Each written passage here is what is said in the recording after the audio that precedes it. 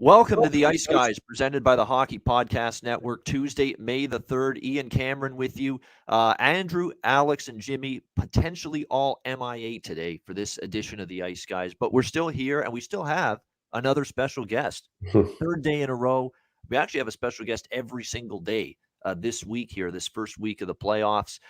He is a guy that's played pro hockey for many years, a little brief stint with the Montreal Canadiens, and we'll get to more of that, actually. We got a surprise plan for Ryan. We'll get to that in just a second, but he's with the Canadiens briefly, been playing overseas most recently, and he's now with us most recently here on the Ice Guys on one of our daily playoff preview shows. Ryan Johnston joining the Ice Guys show today. Ryan, thanks for joining us. Thanks for taking the time to be with us. How are you today?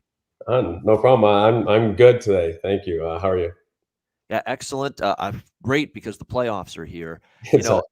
Second week of April, Ryan, I was just feeling it like, what the hell? The playoffs are supposed to be starting now, usually most seasons. And we got another 2-3 weeks of this regular season shit to go through.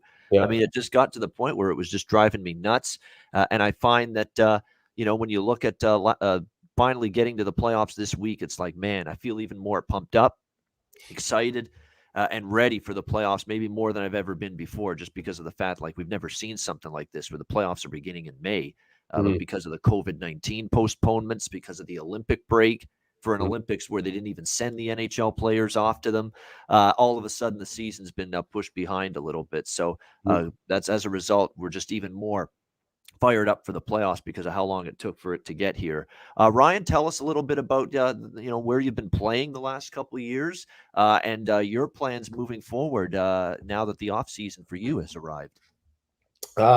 Well, first and foremost, the off season is a lot of golf for me. I'm a big avid golfer, so trying to do that as much as possible during the off season. But the last couple of years, I've been very fortunate to see a lot of the world. So this past year I was in Finland with the HBK, and then I was in Germany the year before that, and then San Diego before that, and a little bit of Switzerland and Sweden a couple of years before, and then my North America stint with St. John's and Montreal. So I've been very lucky to kind of be around everywhere in the world. And the future moving forward, I think it might be coming to an end for me, but kind of yet to be decided yet. All right. Kind of yet to be decided yet in terms of what you want to do in the future, but you maybe hanging up the skates. But, hobbies in your free time. What do you like to do when you're not playing hockey? Or what do you like to do just when you're back home?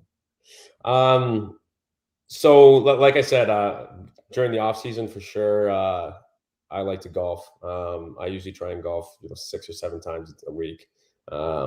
I think 90% of the hockey playing population. Yes. Yeah.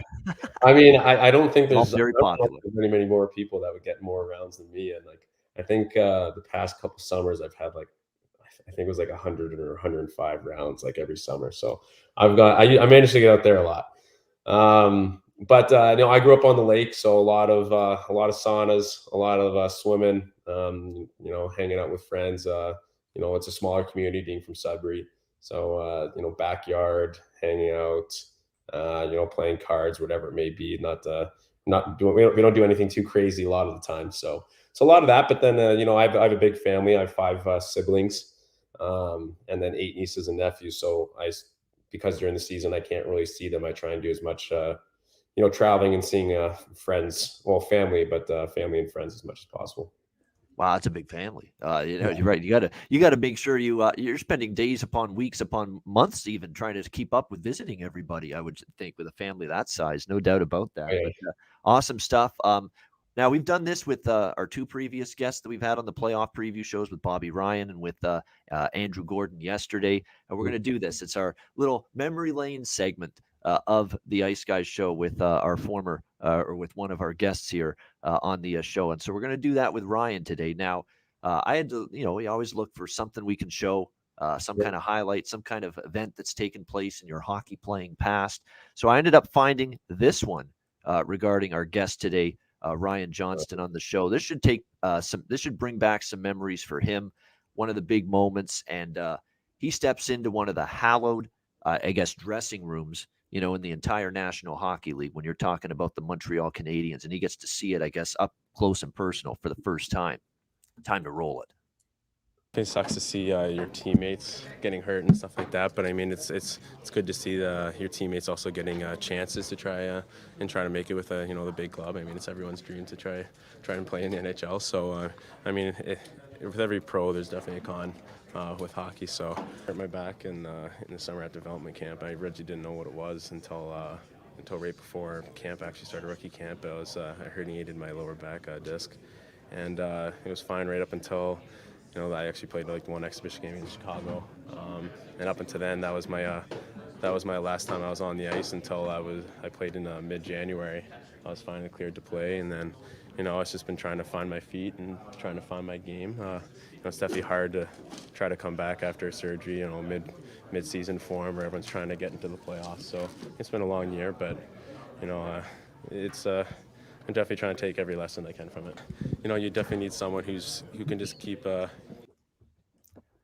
All right, yada yada yada yada yada. Okay, we get the point. We get the point there. But the point is, I wanted to ask you. Now, this was, I think, 2016, right? This was 6 years ago. Yeah. I mean, I gotta question you about this too. Isn't it something? Don't the players just hate having to answer the media endlessly, relentlessly, and you've got to use the same old, buzzwords, pucks in deep, and we've got to, work on the power play, and you got to have good sticks, and we got to, make these play. It's just the same old buzzwords here, and you got to answer the same questions every day. But I'm sure just for that day when you first got called up, you're almost deer in the headlights look, right? Well, wow, this is the Montreal Canadiens. Wow, this is the Montreal Canadiens dressing room, dressing room that franchise treats it like it's the altar, like it's just, it's just, you just cannot get anything bigger than that. It's like you have arrived at the palace, so to speak, once you enter that dressing room. What was that feeling like for the first time? I mean, I don't know if I'll ever be able to put into words, but I mean, it was a very exciting time for me. I mean, I'm pretty sure anyone could say this that's ever played, fortunate enough to play some games in the NHL, but, you strive, your whole life to try and do it. So, to do it with an organization such as Montreal was obviously very special. Yeah, I mean, it was just awesome. I mean, I can't put it any other way. It was just, it was very memorable. It's very memorable for me, and I mean, I wouldn't trade anything for the world. Even though if it was a very short stint, it was still one of the highlights that throughout my life, career wise or just whatever it may be, like personal or career wise. Yeah, no doubt about it. And look, a situation where you got to play for the Montreal Canadiens. Doesn't matter if it's 1 game or 100 games. You got to play there. You got to experience it with, a storied franchise such as that. And again, you got to spend some time in a dressing room that's revered, basically, when it's all said and done. So, well done for you to get to that point. And it's definitely something that, if I were in your shoes, I'd be looking back at that and say 40 years and say, holy fuck, I was, playing for the Montreal Canadiens for a few games and in their dressing room for a little bit. That's pretty damn cool. No question about it. So awesome stuff there. All right. We're going to turn our attention now to the playoffs. This year's Stanley Cup playoffs. That's primarily what Ryan's here for. It's primarily what you're all here for. You want to hear our thoughts on the playoffs, especially from a betting standpoint. In terms of last night, we'll recap that first, what we saw in last night's playoff action. We start with Boston, Carolina. Carolina, very impressive, Ryan, 5-1 victory. And what I like about Carolina is, look, they didn't have a good start. If you watch that first period, Boston heavily outshot Carolina, took the play to them. And is anybody really, really worried now about Antti Raanta? I mean, I couldn't believe the overreaction, Ryan, to Antti Raanta being in net as opposed to Frederik Andersen. First of all, Frederik Andersen is always hurt. He is the prohibitive slow healer. This guy, an injury with him turns in from day to months. Yeah. That's the way it goes with Frederik Andersen. It's a shame, but that's been his history. That's been his track record. And people are acting like Antti Raanta is chopped liver. This is a guy that has started a whole shit ton of games in the NHL. He's got a decent numbers, 2.45 goals against, 917 save percentage. It's not terrible, and it's not like this guy hasn't played big games in the past. Raanta is a serviceable goaltender. And when you think about Frederik Andersen, yeah, you miss him. He's had a great season, but where's his playoff success in recent years, Frederik Andersen? Now, Toronto had something to do with that. It's a cursed franchise for 18 years in the playoffs. And that probably, had something to do with Frederik Andersen's struggles, but he didn't exactly step up himself, in those years with Toronto and even in Anaheim. I think there was 1 or 2 playoff years there. he kind of struggled. So Ronta goes in, plays great, holds Carolina in the game for about a period and a half until they finally get going. Seth Jarvis, I cashed a goal scorer prop on him last night at like plus 300, Ryan Johnston. So 100 pays 300 if you bet that. And he's one of those players that was elevated to the top line. And those are great prop betting situations with players where when they go up to the top line, they are not priced the same way that those other two players on that same line are, like an Aho or a Svechnikov, and you get great betting value on the other guy that just moved up to the top line. And Carolina took over from there. What were your thoughts, Ryan, on that game? I mean, to speak to the goaling situation, I think it's more just comes along to you just have to have confidence, in your goalie. Coming from like a team standpoint as well. Like you said, Anderson really hasn't done much in the past, but I mean, he's probably looking out, and they were looking at him both. They're both crisscrossing in terms of he's looking out their teammates, and the teammates are looking at him, and no one's really having confidence in anyone at that point because no one's really done anything. So, I mean, I think if you've proven yourself, I don't think it really matters who goes in net. As long as that they can play their game, then from there on out, it's just you just have to make sure you play yours and just help out your goalie as much as possible. And as long as he does his job, then you're fine. I mean, obviously, you always say that goalies can steal games and they can win the playoffs for you, which is true. I mean, I can't remember the last time it's happened, but you're quick back when they won. I think like the first time or something. There's big goalie performances in which people, which they stepped up and really helped a team win. But I think Carolina's so deep, anyways, that doesn't really matter. Like they just have so much scoring potential. It's just they're obviously one of the best teams in the league for a reason. So whether they have Anderson or a backup in it, I don't think it really matters. Do you agree with me? Because I've said this all season, and I think Bobby Ryan agreed too with what I said about Carolina's blue line, that I think 1 through 6, they are strong. They are deep. They don't have a Norris Trophy candidate necessarily on that blue line. Probably Slavin's as close as it gets. He's very good. But I think 1 through 6, they are so much better and deeper than so many other teams on the blue line. Do you think that's correct? Yeah. I mean, I would say so. They just don't they don't have the star-studded, 1 or 2 guys on each line that you typically have. But the thing is, if you have, one guy that's sitting at, 50 points or whatever, or 60 points, and then the next one gets sitting at 50 points, but then everyone else is just so far behind. It's like, yeah, I mean, defense wins games in playoffs, but I mean, if you can have a team that's solid defensively, but then still have that backbone in terms of everyone being able to chip in or make those good plays, then I mean, I would rather have just a very good balanced, like first to third pairing defense rather than having to rely on 25 or 30 minutes on your top guy, because like if that guy gets hurt or he gets inhibited in some sort of way, like there's some sort of injury which now he can't perform at his top, but I mean you're in big shit. Yeah, no question. And that was a good performance by Carolina. Again, Teravainen with a goal, Niederreiter, Jarvis, the big gun stepped up. And for Boston, again, their power play is an issue. It was not good in the final month. Now they're going up against the number 1 penalty kill in the league, Carolina. That's not going to be easy, but still, like Bruce Cassidy said, power play can't kill momentum. You at least have to get chances. You at least have to be in the offensive zone. You at least have to be looking like a threatening power play, even if you don't score, because they say that can be a momentum killer. You just get nothing going on the power play. And by the way, it's a great segue, Ryan, to the next game, Tampa Bay, Toronto. Nobody knows what a horseshit power play can do to kill momentum than the Tampa Bay Lightning after last night, who were given basically, now you could quibble what you want about whether it should have been 5 in a game for Kyle Clifford for the hit on Ross Colton last night. I think it could have been a little excessive with the punishment that was given to him. It was definitely a penalty. Definitely 2 minutes. I don't know about 5, but nevertheless, they gave 5 in a game and a 5-minute power play. And here's a chance for Tampa Bay right away to plant that seed of doubt in the Toronto Maple Leafs, Leaf fans, and say, here we go again, same old Leafs here in 2022. Instead, that was a abomination of a power play for the Tampa Bay Lightning. And more than anything, it was bad by them. It's a credit to the Leaf penalty kill and a credit to the Leaf defense. We were talking about this earlier. They were all over the ice. They were swarming like a pack of bees, defensively last night, whether it was back checking forwards, helping out the defense, whether it was active sticks so that no pass could get through. so that the shooting lanes were clogged up, blocking shots. So many Leafs sacrificing, putting their bodies on the line to block shots in that game last night. Tracking of the puck, just, winning puck battles. You know how many years I've watched Toronto Maple Leaf playoff hockey and they lose like 3/4 of the puck battles one-on-one in a playoff game? That didn't happen last night. Yeah. They were winning them all over the ice. And you've got to give them, you could, shit all over Tampa Bay for having a bad power play last night. At the same time, you got to give Toronto a lot of credit for what they did on the penalty kill. I said at the time, man, Kyle Clifford, what a bonehead decision to hit him. What have you done to your team here? Now they got to kill off a 5-minute. And at the end of the day, that 5-minute kill, really, Toronto dominated the game from that point onward.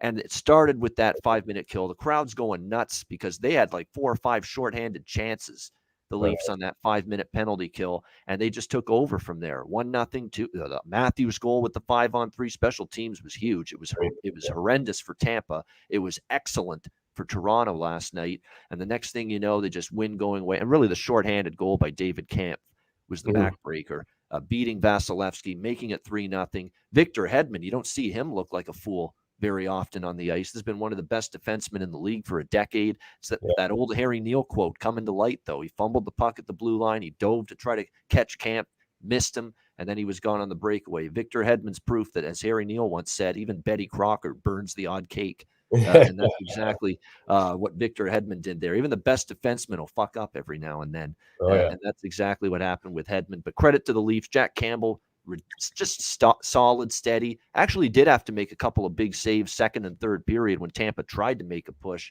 but just about as good as a response as you could ask for, Ryan, from a Leaf team, obviously feeling a lot of pressure coming into these playoffs to try to finally win a first-round series. And boy, they sure as hell got off to a good start, didn't they?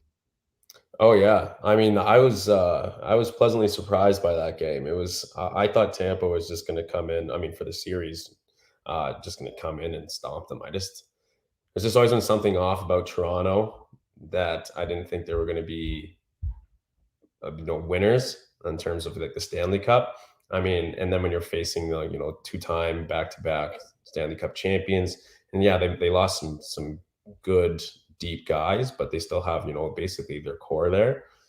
I thought they were going to come in and just mop the floor with them, but they, I mean, yeah, it's just like they prove themselves. Like it was really good to see that, Marner finally kind of get the monkey off his back and actually able to, produce in the playoffs. So, I mean, if he's on with Matthews and, he obviously produced that last game too, they're going to be an absolute dangerous team, because usually it's just that as soon as that playoffs hit, it's a totally different game, right? And you're not able to do those, those plays that they usually been doing in terms of, like maybe the little nicer plays, the passing plays, the, whatever it's the drop pass or behind the back that Marner likes to do. Those things just don't appear as much in a playoff game, right? So but I mean, he, made a great pass to Matthews on that one goal. He had that one chance, hit the post. So, I mean, if they keep it up and then they rely on their big guys, I mean, they're going to do really, really well. But it's just a question of, can they actually do that, or if that was just like a one-off kind of thing.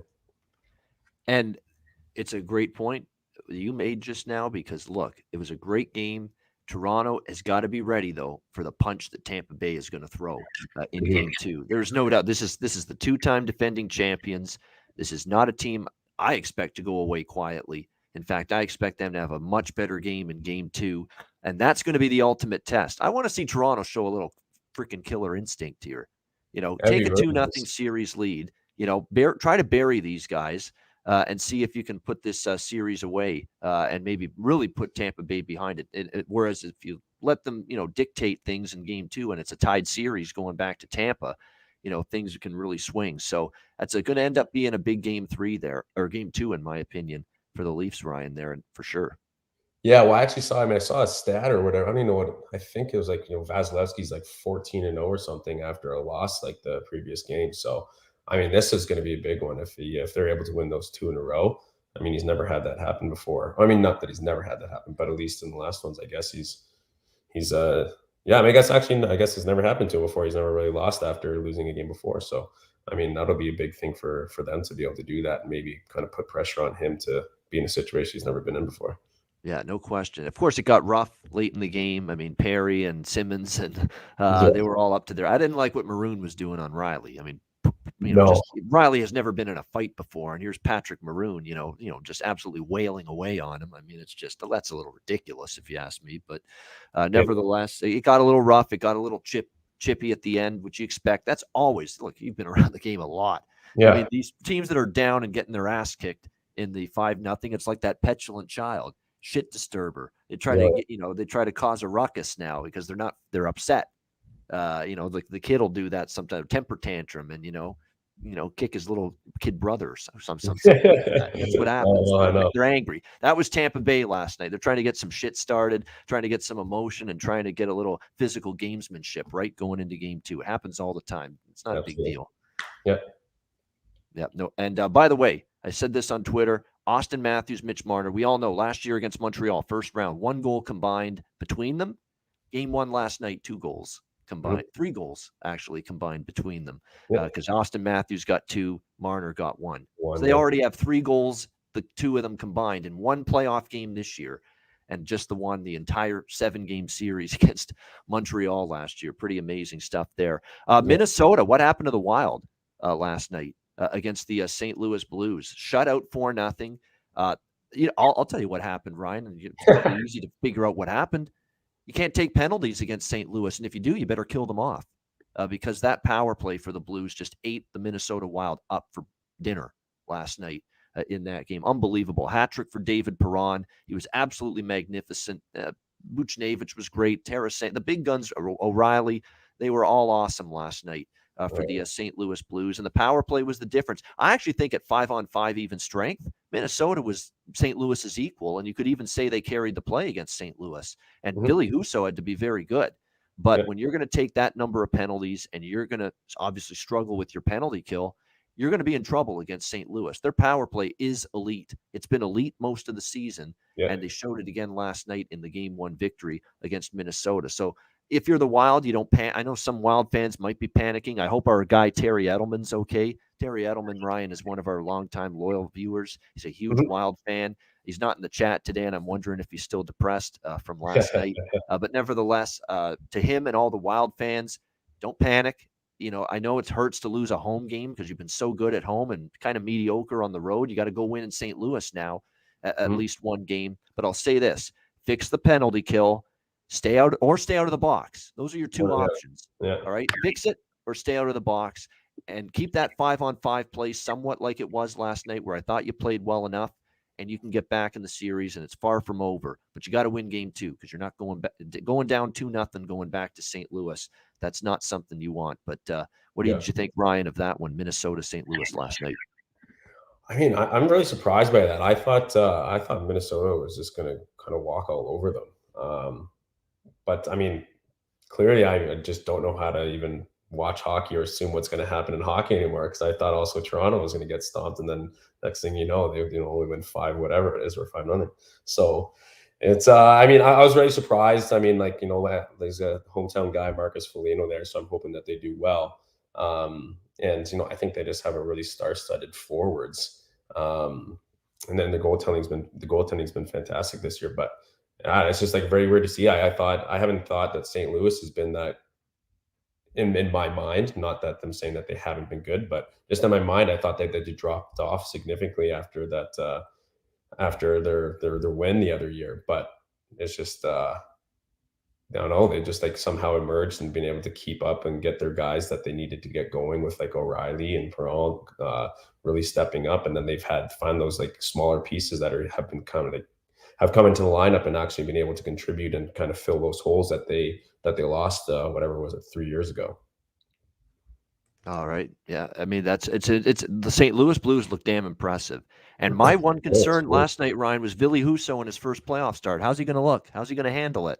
Handled it all right, didn't he? Yeah, apparently so. Yeah. Apparently a shutout. Yeah, I guess he's people are just good. You only have to worry about it. And I mean, I've always thought about this, and I mean, obviously it's a different creature, playoffs. But in my mind, it's always just another game. I mean, obviously, it's not like that. You can't just make it seem like just say that and be like, oh yeah, it's just like any other game. But I think the good people that are able to do that and just think of it as another game, obviously with a little more dire consequences, are the ones that are able to succeed the most. So, for someone to say, oh, it's their first playoff game, it's like, well, what really changes? It's like, well, the physicality might change a bit. But other than that, you're playing hard, you're playing for your team still, and you just want to win anyways, right? So for me, it's just like, it doesn't really matter. And obviously he was able to just think of it like in the same way, I believe. Yeah, he's a talented goalie. It's from that Finland factory of goaltenders. They just keep cranking them out. They crank them out like an assembly line cranks out cars. I mean, it's just unbelievable. I know. I don't know why they're so good at it. Yeah, it's just the amount of just incredibly talented goaltenders from that country, and a small country too. That whole country is just leaps and bounds improvement with their hockey over the last decade. And now, whenever Canada or US or Russia or the big, boys have to play Finland, you better be ready to play your best game. I mean, they can beat anybody, Finland, right now in international hockey with what they're doing. All right, final game. Speaking of goaltending, this is the geriatric bowl of goaltending battles here in the first round, the LA Edmonton series. You got Jonathan Quick on one side, Mike Smith on the other. And boy, what a game last night. Back and forth it went. And look, to a certain degree, same old Oilers, but more importantly, same old Mike Smith. I mean, and unfortunately for Mike Smith, look, he played good at times, but he was not as good as he was down the stretch. Like down the stretch in April in the regular season, he was fantastic. He was not at that level last night. He was decent at times last night, but other moments where, he wasn't. He was Mike Smith giving up a goal that he probably shouldn't have. And of course, the game, what decided the game. Now, what I like about Edmonton was they punched back every time LA took the lead. LA went up 1-0, they answered, or 2-0, and then they answered. Tied it up 2-2 with Yamamoto's deflection goal. That was a goal score prop cashing for me. They went up 3-2. They tied it again, Edmonton. Great response. They showed a little mental toughness, fighting through adversity.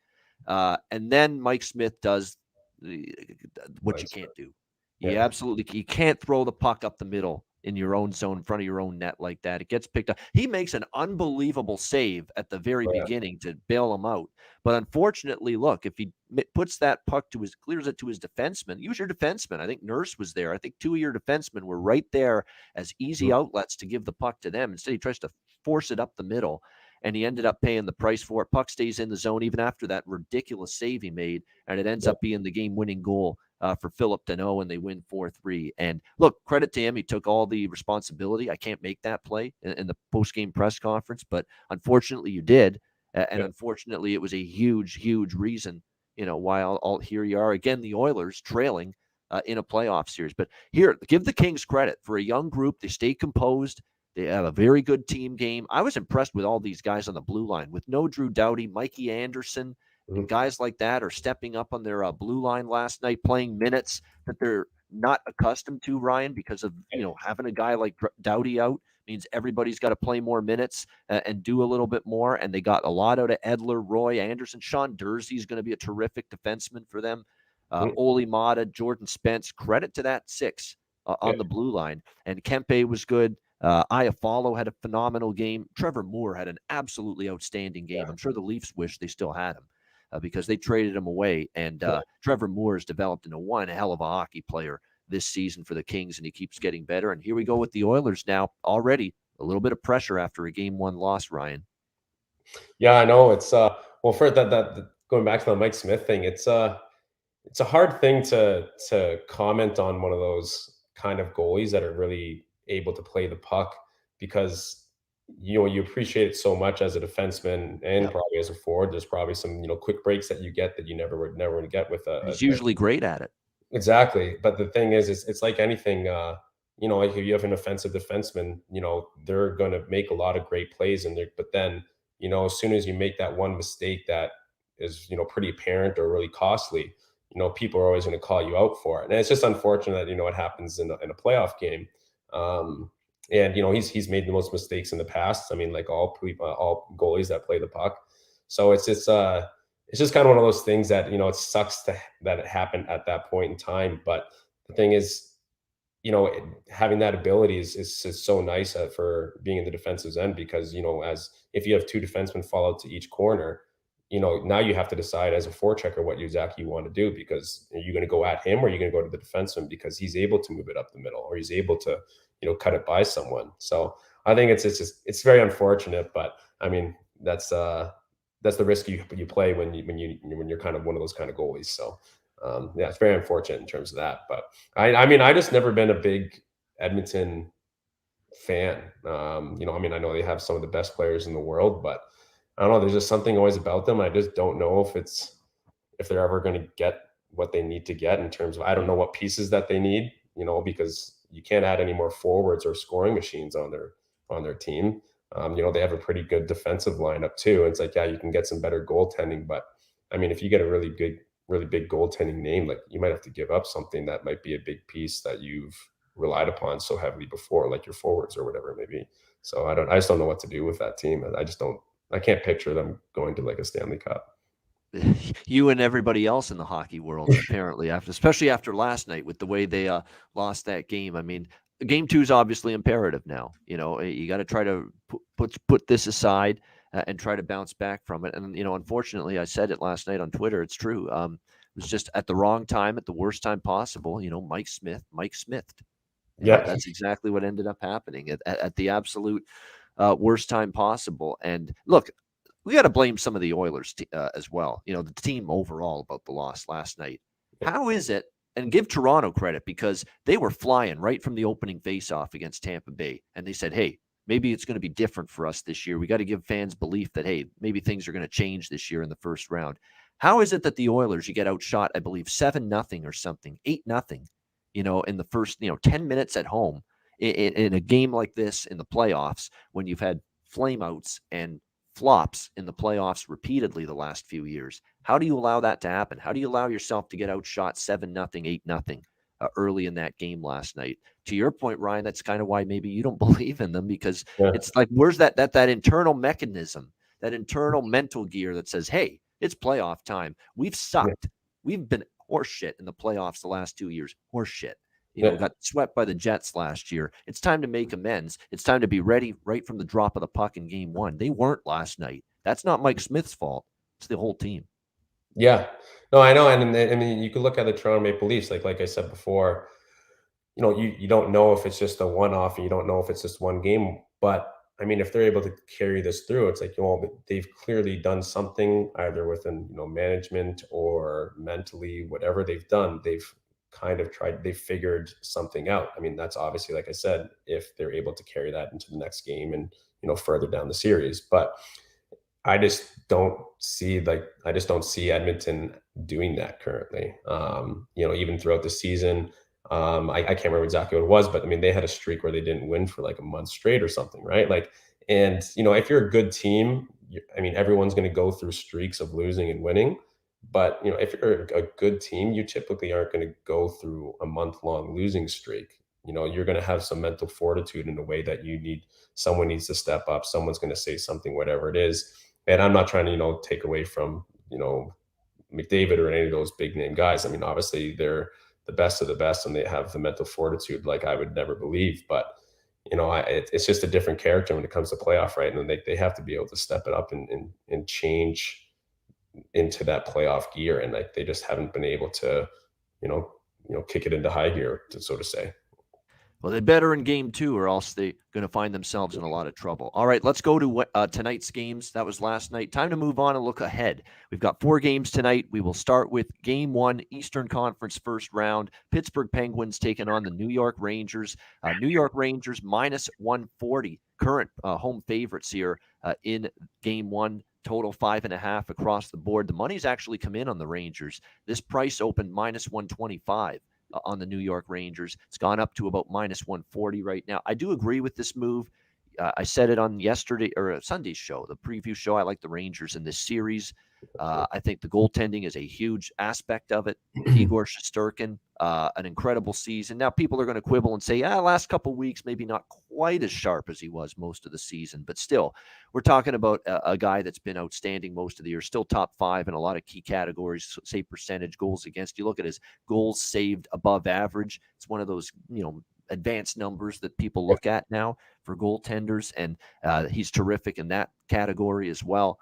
It's just a terrific goalie, and you give him an edge over Casey DeSmith, tonight. That's simple as that. I mean, Casey DeSmith's just a middling backup goalie. Like I said, he's had a couple good starts, and he's capable of playing well, but we've also seen a lot of instances where he's given up 4, he's giving up 5 to the Islanders even. They scored 5 goals against him down the stretch. So I think it's a goaltending edge for the Rangers. I like the way their blue line played down the stretch in front of their goalies. They all played better. Fox, Lindgren, Miller, Trouba, the young Braden Schneider. They're really developing a nice core there on that blue line, led, of course, by Adam Fox. Up front, a lot of reliance early in the year on Kreider, Zibanejad, Panarin for their offense. But they got Andrew Kopp from the Jets, a great pickup at the deadline. Frank Vetrano as well. They needed some forward depth. Chris Drury, the GM, addressed it.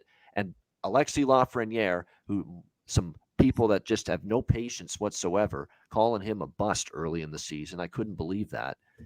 Let's let the guy develop. Let's chill out and let's let him, develop a little bit. Doesn't have to be amazing. Doesn't have to be Austin Matthews or Connor McDavid right away. Give him some time.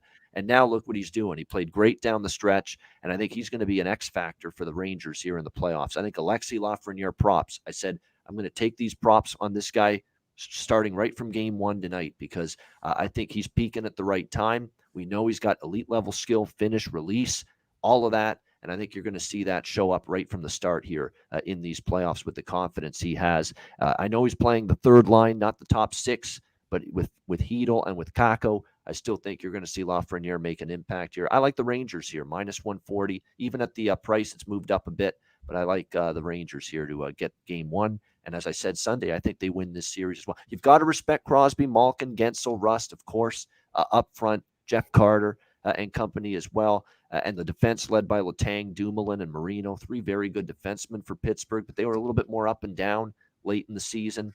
Yeah. And I just think the goalie edge for the Rangers is too much for Pittsburgh to overcome. I like the Rangers in the series and also in game 1 tonight. Ryan, what do you think here, Pittsburgh, New York? Yeah, I mean, I couldn't agree with you more. I think just in my mind, I mean, I'm not sure. I'm not a massive, betting guy, but in my mind, I think there's a lot of teams that have been able to kind of sustain that core group, whether it be like their firepower or goalies or whatever it may be. And I think Pittsburgh is one of them. But I think that, they're at the end of the kind of like their dominance that they had for the last, 10 years or whatever it may be. I just don't think Malkin's the same as he is. Crosby's just a very sneaky. You don't hear about him. He's not as flashy as McDavid and all this, but then you look at the end of the year and every single year he's, above a point per game or whatever it is. So I just don't think they have like the depth that the Rangers have. And like you said, like their goalie's been absolutely stellar. And I mean, I think it should be a relatively easy series for the Rangers personally, but I mean, you never know with playoff hockey. That's the thing. But I just think like Rangers have been very impressed. Zibanejad's really come into his own his last couple of years. Typically I've always been a Sens fan, and I didn't think he really impressed me when he was with the Sens. And then, he kind of struggled a bit with the Rangers too, but he stepped up his game, and him and Panarin are kind of forced to be reckoned with. And obviously you have Fox on the back end too. So I mean, if you can just have goaltending be average, I think that's going to outplay the Penguins any day of the week. All right, so Ryan, in agreement, liking the Rangers here. You're right, Mika Zibanejad, different player, no question, with the Rangers. I wonder if he's still known as his alias, DJ Z-Bands, because I know when he was in Ottawa, he was like a DJ, part-time, and, a nightclub DJ, in his downtime. So maybe he's doing that if he's doing that in New York, that's a nice place to be doing that kind of gig. That's for sure. But maybe he's older now. He's not got the time to do it. But yeah. Yeah, I was actually a friend of mine that lived there in the Ottawa area, Gatineau. Actually lived on the Quebec side of the border, Gatineau, Quebec. And he always said, he heard that, hey, Mika Zibanejad, DJ. He saw him out there one night doing a DJ gig when he was playing with the Senators. So he's a multi-talented person. Yeah. Oh, sorry. I was just going to say, there's a lot of people into that now. I feel like I've seen, I can't remember the names of who did it, but I feel like I've definitely seen some people that are kind of delving into that world. They have a lot of free time in their hands. So, I mean, it's like, what else you can do? It's kind of like learning the guitar now. So I feel like a lot of people are kind of jumping into that kind of stuff. Yeah, no question about that. So as I said, for props, Lafreniere's the primary prop target for me with the Rangers. You can go with Crosby, Malkin, Gensel, Rust if you like with Pittsburgh, but I always going to go for Raquel. I find Raquel's always a little bit better value, a little bit better price with his props. So, and again, he's played well since coming over to the Penguins from the Anaheim Ducks.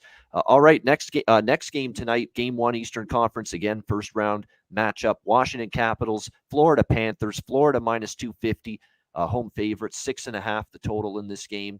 I'm going to put it to the test right away that this is going to be a high-scoring series. I like over 6.5, minus 130. I'm even going to sprinkle a little bit on over 1.5, and even a little bit on both teams to score in the first period as well in this game. Because actually, the one thing about Florida is we know they're a bit of a slow starter habitually this year. We have seen them have, first periods aren't their best period always. They'll sometimes allow the opponent to find the back of the net in the opening period. So I like goals tonight. Different ways, over 6.5. First period, both teams to score, and just a smaller on the first period over, which, by the way, first period over in this game is 2 pretty much across the board at plus 110. But I think it was worth a look. I mean, I think if we get a 2-1 score for Florida after the first period, that would not really surprise me one bit. And if your sports book, regardless of who it is, offers you first period correct score props, I would probably look at that in terms of 2-1 Florida after the first period. That might be that's a reasonable expectation score, I think, after the first period, in my opinion, in this game. The Florida team total, I do like that a little bit as well, especially with it being 3.5 instead of 4.5. I think they can get to 4 goals. I think they will. I think they'll score 4 goals a lot. And I do want to factor in one thing. If you like a team to win the game tonight, maybe bet their team total over. We had 4 teams that won last night. Carolina went over their team total. Toronto went over their team total. St. Louis went over their team total. LA went over their team total. All 4 teams that won last night in game 1, they went over their team total. So rather than Florida minus 250, which I have zero interest in, laying a price like that, why don't you just go with a minus 140 instead, or a minus 145 on Florida team total over 3.5? And I think that is the way to go here, rather than lay that big money line price. I think Washington can chip in offensively too, but I really think they're up against it because I don't think this team defensively, outside of John Carlson and Orlov, there's a drop-off. Jensen's kind of had an up and down year. Van Riemsdyk, same thing. Fehervari still developing. Defending this Florida team that can come at you in waves with Verhaeghe, Barkov, Duclair. Now they have Giroux, Huberdeau, Bennett, Marchment, Lindell, Reinhart's your third line. That's a sick third line. It tells you they can go 9 forwards deep. And now they have Aaron Ekblad back as well. Big news for Florida. Aaron Ekblad ready to go for the playoffs here and will be on the ice tonight for game 1 for the Florida Panthers. Huge for them. I think Florida team total, full game over 6.5. Over in the first period, and both teams to score at a plus price in the first period, I think is worth a look as well here tonight with these 2 teams. Ryan, what's your thoughts here, Washington and Florida? Yeah, I mean, I think there's no doubt that Florida's going to win in my mind. Washington has the capability to score a lot of goals too. So to put an over on that, I think is a very easy choice. Because I can't remember what that stat was, but I think you saw Florida have scored from 11 all the way down to 1 goal this season. I don't think they've ever actually been shut out once. So I mean, they've obviously can find the back of the net. Their top guys are just absolutely amazing. Like Barkov's such a good leader, I find. Ekblad's one of the best in the league. Maybe he's not putting up the point totals like Yossi and Makar, but I don't think you can really say anything bad about Florida in any sort of way. I think, in my mind personally, I think they were the team last year as well. I mean, I know that they lost out. I mean, they have such a good division that they have to beat. But I mean, they're definitely the top team in my eyes. I would put them over Colorado, and what my view is. But I just think they're more sound all around. And I was kind of disappointed with what they did last year. So I'm kind of hoping that they kind of pick up their socks a little bit and really put a pounding to teams this playoffs. Yeah, we'll see if they are able to do that. You got to, you still have on the Washington side. The scary thing for Florida is you still have Alex Ovechkin, Nick Backstrom, Evgeny Kuznetsov, TJ Oshie, Tom Wilson. You got guys that are many years in the playoffs, lots of experience. They're not going to go down without a fight. But I just think with it, doesn't it feel to you Washington's just been so bloody mediocre this year? I mean, compared to past years, they just haven't been rolling on all cylinders. And the goaltending is the biggest fear. Now, Bobrovsky can go into these little fits sometimes where he struggles. And that's probably the one. You talk about where's the weakness, Ryan. I think Bobrovsky sometimes has these little games where he just, whoa, all of a sudden there's a bad goal or two going in. For the most part, he's pretty good, but he does have those moments. And Florida on defense still at times has lapses, but they overcome it with their offense. And more than anything, Washington's got every bit the same amount of defensive lapses, if not more, than Florida. And I think that's going to be their issue here in this series. Yeah, I mean, I think you can kind of look to like the Toronto and kind of relate Florida to that, because I think, the Campbell in my eyes isn't like their strong suit. I mean, Toronto has some weaknesses on defense too, but the thing is, even if your forwards are performing, and I know hockey's a lot is very different, but if your forwards are performing and, Bobrovsky lets one in or Campbell lets one in that maybe they shouldn't have, if you have like the confidence, like I said earlier, in your team and in your goalie that, it's not going to maybe happen again that game at least, then, you look to Toronto, like they can score 5 goals. Like in Florida, I don't even know what their average was in goals per game this year, but it's just like they're able to put that puck in the net without, any shadow of a doubt. So for me, I don't really see like the Bobrovsky thing being a problem, even if he does have a blip here or there or a period that's bad. They're just, because then you have to buckle down, and if you just try and sit in tight and hope that Florida doesn't score and try and maintain a lead, like you're going to be in trouble. That's been always one of my pet peeves, like playing hockey in the past, is if you're up by a goal and you just try and sit back, that just gives the other team so much more chances to score. Like you need to still put the pressure on them, but that's not that. I don't think teams can do that with Florida. Yeah, and look, Florida, we'd say maybe the one Achilles heel, the defense. Well, for the first time in a while, they're going to have their best 6 defensemen. Andrew Brunette is going to be able to put out his best 6 defensemen tonight here for Game 1. Aaron Ekblad with Mackenzie Weegar, that familiar pairing back together again. Gustav Forsling with Radko Gudas. Ben Sherratt with Brandon Montour. So they're going to have the opportunity now. Let's see this defense now. They're all healthy. Let's see how they do in Game 1 starting tonight against the Capitals. All right, Nashville, Colorado. We turn to the West. Western Conference first round Game 1, Preds and Avs. Colorado, look at the price, minus 330 here in Game 1. The total 6.5 across the board. Ryan, to be honest, I would have given Nashville a little bit of a hope in this series if, UC Saros is available to them, but he's not. And to put your stock in Big Save Dave 1 year in the playoffs with Calgary, for me, ever since then, he's been Big Siv Dave. That's what he's been for anybody he's played. Calgary, Toronto briefly, Nashville this year. His numbers aren't great. I mean, David Riddick, I don't trust him flat out. It's really that simple. 3.57 goals against, 886 save percentage. It's not great by any stretch of the imagination. And to make matters worse for him, the defense for Nashville, other than Yossi and Fabro's okay, but other than Yossi and Ekholm, there's some issues with the Alexander Carrier, and Borowiecki's a bit of a plodding defenseman, physical but plodding. You can beat him with foot speed. Yeah. There's some issues on the back end, and Nashville down the stretch. You look at their defensive, they blow the lead against Arizona with Connor Ingram in net, and that's the thing. If Riddick falters, Connor Ingram's your option, and this guy's had very little NHL experience. He hasn't been great, and he's never played in the playoffs. So that's your issue for Nashville. They blew the lead to Arizona, gave up 5 to the Coyotes. They gave up 4 to Colorado, 5 to Calgary, 5 to Minnesota, 6 to Tampa Bay.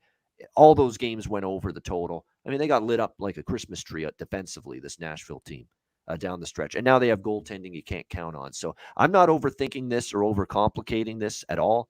I think this is first period puck line for Colorado tonight in this matchup, which you can get at plus 100, even money with the Avs. I think they come out, they storm early.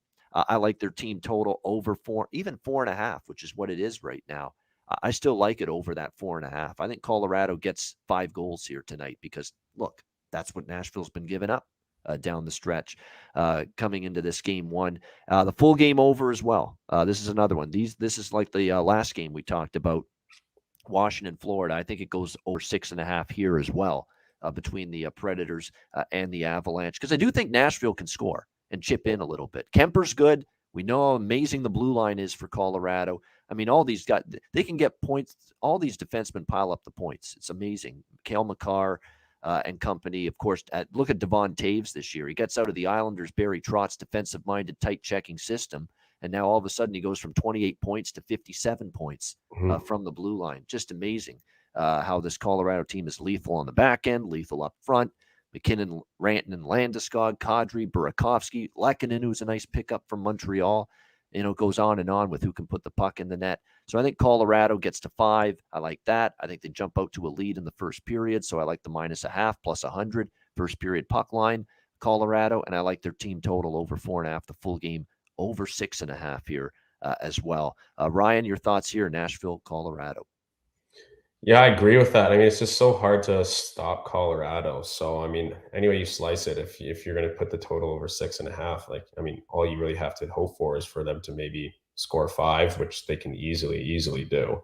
And then, you still have Yossi, and you still have some big threats on the other side. So yeah, I agree. I mean, there's just nothing bad to say about Colorado. They're just such a stacked team. I just think that it's going to be kind of a similar situation to Edmonton, and them kind of finding themselves in the playoffs. And if they can produce like they've been throughout the year and kind of keep that same mentality of, this is just another hockey game, and bring that like confidence into the postseason, then I think they're obviously going to be a very dangerous team. Like, there's nothing bad to say. They have so much firepower.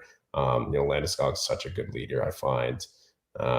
You don't really see too much of that, offense where that defensive minded. And then, he's a really tough guy. You see him drop the gloves all the time. So I think they have a lot of that fight. Hopefully Kadri doesn't do anything too stupid, but bingo. I've mentioned that before. Don't get suspended again, you bonehead. Yeah, I mean, look what Clifford did. Yeah. So I mean, who knows? Maybe he'll do something stupid and it'll light a fire this time. Yeah. But yeah, I mean, if you can keep him, and he's had a stellar year. So yeah, I mean, this is they have such. If you shut down one line, you shut down one person.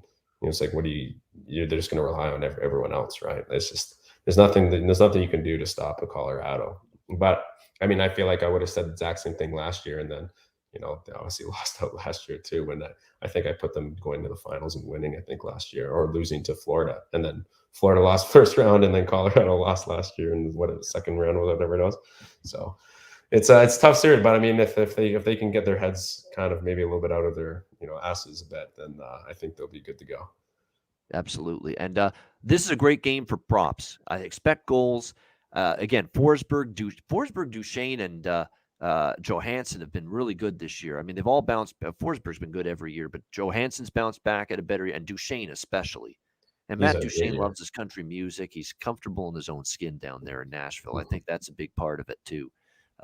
He's really loving being in that city and playing for that team. And you're seeing him play well as a result. But Lehkonen and Burakovsky with Kadri, I think they're good player prop value. And I'll even go to the third line, Ryan, on Colorado, and mention JT Compher, the third line center, City of Compher, JT Compher for the Avalanche. I think definitely, I'm coming straight out of Compher. All right, I got to stop, but being with my stupidity sometimes. But nevertheless, JT Compher down the stretch for the Colorado Avalanche, 2, 3, 4, 5, 6 points in the last 6 games for Colorado, 2 goals during that stretch.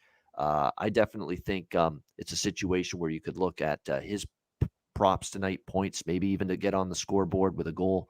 JT Compher as well. And of course, for Nashville, I'd stick with the players that have been getting it done. Duchesne in particular, Forsberg, Johansson. You used to see some offense from Jeannot. He's kind of cooled off. Tomasino, the same thing. Yakov, Trenin down the lineup. Luke Cunnin as well. But they've kind of slowed down offensively. So I would say if you're going to target Nashville props, look toward the big guns to be the ones to lead the way. All right, the final game of this Tuesday night card. And of course, we've got the BetCast tonight, 7 p.m. Eastern. Send me a DM if you want to join us on the Betcast. You're always invited. Bring your beers, whatever adult beverage libation you want on the Betcast with us. Live betting, watching the games as they unfold. It'll be a lot of fun. Our first Stanley Cup playoffs Betcast tonight, 7 p.m. Eastern time. Dallas, Calgary. We've got Calgary minus 220, home favorites, 5.5 the total in this game. It's kind of like the last game. It's the one. This does scare me more. I'm more scared for Calgary than I am for Colorado in terms of a potential upset. Dallas has a way of really giving Calgary fits. They've done it in the past. 2 years ago, they knocked out Calgary in the playoffs in the bubble, if you remember. Yeah, and Dallas upset them that year. That was the year they ran to the Cup final and lost to Tampa that season. The first year they won the back-to-back Tampa Bay. But Dallas just has that way of mucking and grinding the game, making it close, tight to the vest. And look, they play good teams. They play them close. They play bad teams. They play them close. That's Dallas. They don't do anything easily. They somehow muck it up to, a lower scoring grind of a game. It wouldn't shock me to see that here. But I think the difference here for Dallas is, Jason Robertson has been great. Rupe Hintz has had an outstanding year. You know that Joe Pavelski is the ultimate playoff performer. He elevates his game at playoff time. He's done it for years. He did it in San Jose. I think I know what I'm going to get from them in this series. They're going to play well. All three of those guys, I buy into them playing well. 41 goals, 38 assists for Robertson this year. 37 goals, 35 assists, 72 points this year for Hintz. 79 points for Robertson. 27 goals, 54 assists, 81 points this year for Pavelski. I know what I'm going to get from them. Yet the guys that I think should be every bit as good and impactful as those three guys, Jamie Benn and Tyler Seguin, I don't know exactly what I'm going to get night to night from them. They can dominate. They can be fantastic. And then there's nights you can't find them with a telescope on the ice. I'm serious. I mean, there's nights where they're just not making that much of an impact. And they need those guys as well if they're going to beat a team like Calgary, who has had just monster seasons from Matt Tkachuk, monster seasons from Johnny Gaudreau, monster seasons from Elias Lindholm this year, who's been phenomenal for them. They need Ben and Seguin to say, hey, put us on the back. We're going to carry you here if you're Dallas. If they get those guys having monster series to go with the three I mentioned, Robertson and Hintz and Pavelski, Dallas is going to have a chance. And they've got a young goalie in Ottinger, Jake Ottinger, who I think is going to be a good goalie for a long time. But all of that has to go their way. Dallas does have a way of giving Calgary a lot of problems. They've done it historically. They've always played them close in the regular season too. But I can't help but think Calgary's just better with their roster. The blue line's been good for Calgary. Jacob Markstrom in net, a very good year. All their big guns of Calgary, which we criticized last year for not showing up. They had a great year this year. I think they show it in the playoffs. I'm not ready to lay this price. I'm not even I do lean Calgary in regulation. That would be I don't want a puck line because I could see 1-goal game written all over this thing.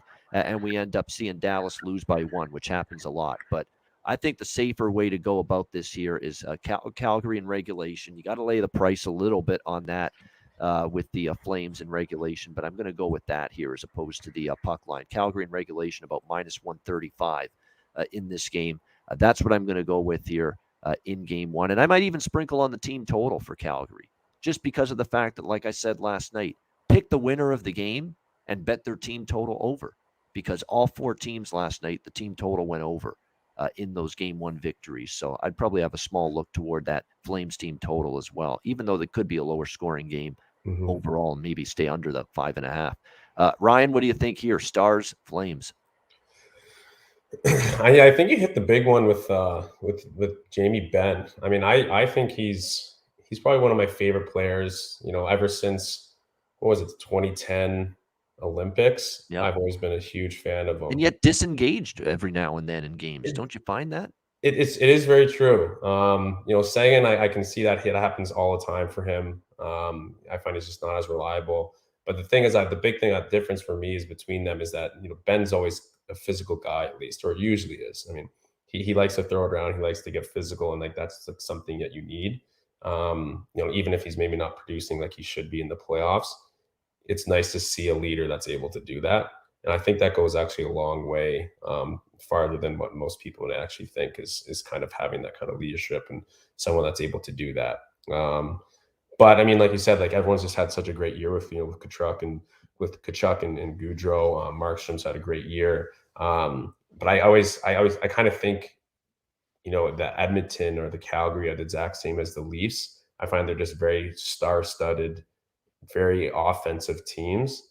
And, that he's kind of like a Marner in my eyes. And I just don't know how it's going to translate into a playoffs. Like, he's never really excelled in his playoffs. Pressure's on him. No doubt about it. Yep. And maybe that's just, maybe that's just like what the Leafs was before, and maybe they're going to pick it up and find themselves. But, in my eyes, I just don't know if he's going to get those same opportunities. Like, he likes those breakaways. He likes those odd man chances where you don't get those all the time in playoff hockey. Usually it's rare. Maybe a team, here and there will give those up, if they're having kind of like a brain fart game. But, in my eyes, I just don't think he's going to get those same quality chances that he's able to score on. Like, he likes having that shot where he comes in and then all of a sudden he kind of flicks it top corner and the goalie doesn't, he has a lot of those things, but I don't think he's maybe getting those chances that he usually gets. So, I mean, if he can find those chances, I mean, Kachuk's going to be Kachuk. He's going to do what he usually does. So, I mean, I like Calgary, but I think there's just a kind of a big question mark in my eyes in terms of if those big guys are going to be able to continue to be those big guys. I mean, I still think that they're going to beat Dallas, but I just don't know how far along that they're going to be able to go. I think there's just a lot of kind of big question marks. Wow, that's very interesting. I like the take, because there's so many people singing Calgary's praises, and yet we're seeing a Calgary team that's, no pun intended, been flaming out, the last few years in the playoffs. And the difference, I think, and the reason why, and look, I said the same shit about Edmonton going into last night, and look what happened there.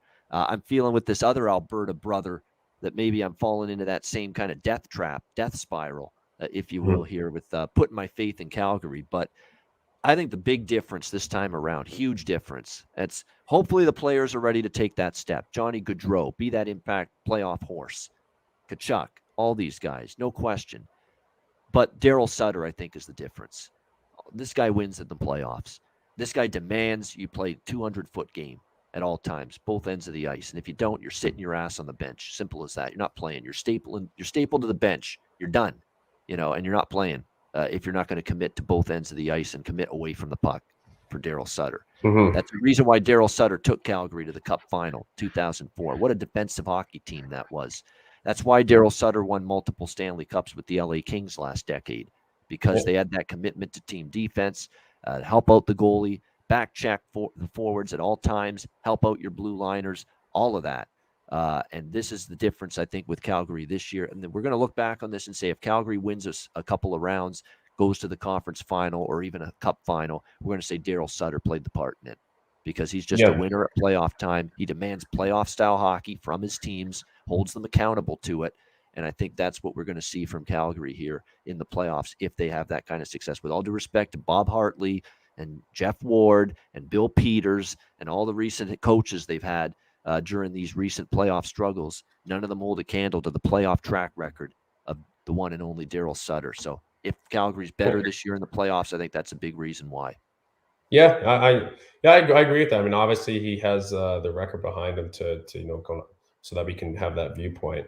Just the one thing that I've always kind of been curious about is, certain people get coached in certain ways. Like, I know for me, I didn't like a coach that was all over me. Like, I knew when I made a mistake. I didn't need a coach coming. You didn't need to be reaming me out, kind of thing. That's exactly. Yeah. And I mean, I have no clue. Maybe maybe Gaudreau is the complete opposite of me. But I just if you have a coach that can be all over you and bench you if you don't play a certain way, which obviously playing that playoff hockey might be a little bit different for Gaudreau. Is that going to stifle him, and is that going to be inhibit his production? Is that going to mentally, is he going to be thinking more about defense, and he's not going to be able to produce like he should be producing, or like he did in the regular season? So that's kind of I'm just kind of curious how that's going to kind of unfold in playoffs, because everything's just so much bigger, right? In the regular season, there's a lot of games you can kind of let things slide by. I mean, obviously, he's kind of a hard-nosed coach, but still, I'm just kind of curious how that's going to kind of unfold, if that's going to inhibit Gaudreau at all, or if he's going to be able to still be himself, and if he's able to be himself with that emphasis on defensive play, then obviously they're going to have a great chance. Yeah, I can understand the human component, the human element where, yeah, you turn over the puck, let's say right in front of your net, and it leads to a goal, and you made the mistake, right? You know it. It's like, wow, I really fucked up there. Wow. And it cost our team. And then you go back to the bench, and there's the coach saying, what the fuck were you thinking there? And then you're right. You get pissed off because it's not like, you know what you did. You want to almost shout right back to the coach, like, I'm not stupid, man. I know what Yeah. I've done. It's like, geez, and like back off a little bit, right? Yeah, no, absolutely. So, I mean, like I said, but the thing is, some people absolutely love that. Like some people, when they're having a bad game, they need someone to get all over them. And, I've had that from here, a couple times before where, they kind of lit a fire under my ass. But, for me, I've always been the kind of the farther you stand back, to a certain degree. Obviously, everyone needs coaching, everyone needs to help out. I made a lot of mistakes in my life, so I need coaching as much as anyone else. But I think there's just a certain time for it. And if you can get in playoff hockey and your coach is kind of all over you for the wrong reasons, I just don't think it can be good for team morale, because then they're sitting there, well, why is Gaudreau sitting, or why is our top player not playing when we need him? That's absolutely true. Great stuff. Before we wrap, player props quickly. Dylan Dubé, Blake Coleman. I know you can go Gaudreau, Lindholm, Tkachuk, Mangiapane, Toffoli. Toffoli, don't sleep on him. He seems to elevate his game in the playoffs too. And he played for Sutter and won cups with Sutter in LA with the Kings. So look out for Tyler. There's a bunch of different flames I'd look at, but I'd go beyond just the basics and the obvious, which is Gaudreau, and Tkachuk. Those are the obvious. Even Mangiapane with the year he's had, that's a little more obvious. Go to Tyler Toffoli, a little more value, and I think he elevates at playoff time and knows this coach very well, Daryl Sutter. Go to Dylan Dubé, who down the stretch was absolutely terrific and has scored a bunch of goals the last couple of years in the playoffs for Calgary as well. Dylan Dubé. Those are some good player prop looks for Calgary. Blake Coleman as well.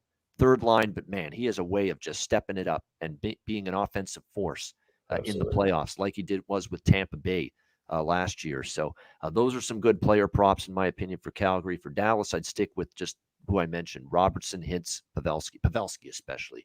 When does that guy not score a big goal in the playoffs? Yeah, exactly. Really. If Dallas is going to have success and have the chance to win games, Ryan, Joe Pavelski is going to have a big say in that. In my opinion, no question. All right, that's the wrap up on the Tuesday card. A great show. We thank our special guest, Ryan Johnston, for joining us. Before we wrap it up, we're going to let you give us your inaugural best bet on the show. We do a best bet segment at the end of every show. It's just who you think your strongest team to win, we'll say tonight is. We'll give you a chance to say that in just a second. But before we get to that, we want to mention DraftKings Sportsbook, official sports betting partner of the NHL and great partners with THPN and the Hockey Podcast Network and the Ice Guys. New customers can bet just $1 on any NHL team and win $150 in free bets. DraftKings Sportsbook isn't available in your state. You can play for huge cash prizes with DraftKings Daily Fantasy Hockey Contest. DraftKings giving all new customers a free shot at millions of dollars in total prizes with their first deposit. Download the DraftKings Sportsbook app now. Sign up for an account. Use the promo code THPN.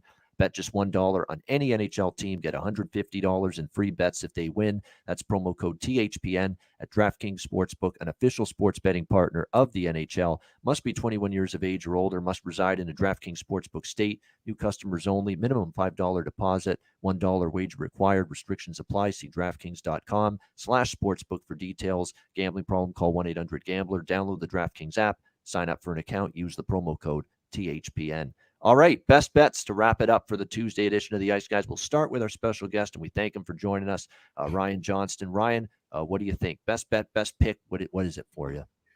I don't know. I feel like it's kind of an obvious one between like either the Panthers or the Avalanche. I just don't know who I'm more comfortable with. I know you mentioned, Panthers are a little bit slow sometimes in that first period, and if you can keep them from scoring later on, but I think Panthers are going to go all the way, so I kind of have to go with Panthers. I think that they can kind of do no wrong in my eyes. All right, there we go. Let's go Florida Panthers for Ryan Johnston here in this one. And the Florida Panthers, we'll go regulation here with them, and we'll go with the which is -1. It's a good price, actually. There's a couple books that have it as low as -145, the regulation on Florida. So we'll go with that. Florida Panthers in regulation, -145 against Washington for Ryan Johnston, his best bet. My best bet, look, I'm good. Frustrating because I like Carolina, winner. I like Toronto, winner. And I went with Edmonton first period puck line as my best bet yesterday, and that, of course, fell short. So we'll see if we can get the best bet back in the win column tonight.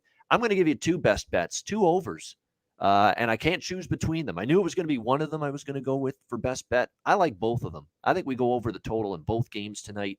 Washington, Florida, the 2 6.5s. I'm going over the total in both of them. Washington, Florida, over 6.5, -130, and also Nashville, Colorado, over 6.5, also -130. I think both of those games end up going over the total. So a couple best bets for me here on this Tuesday NHL card. And that'll wrap it up. We thank our special guest, Ryan Johnston, for joining us. Hit the like button on the way out. We appreciate it. A reminder, the Ice Guys is live 7 days a week, Monday to Friday, 2 p.m. Eastern, Saturday and Sunday, noon Eastern. We've got Danny Ehrman joining us tomorrow on the show. We've got Brett McLean back with us on Thursday, and we've got Stephen Fournier joining us on Friday. So it is a packed week of guests here on the Ice Guys. Looking forward to that. And a reminder, you can't watch the show live. Download the Ice Guys podcast in audio form on all major podcast platforms, Google Podcasts, Apple Podcasts, Spotify, Stitcher, and iHeartRadio. Download the Ice Guys podcast when you can't watch the show live. For Ryan Johnston, our special guest, I'm Ian Cameron. Have a great Tuesday night. Enjoy the games and good luck. We'll talk to you again tomorrow on Wednesday for another edition of the Ice Guys presented by the Hockey Podcast Network.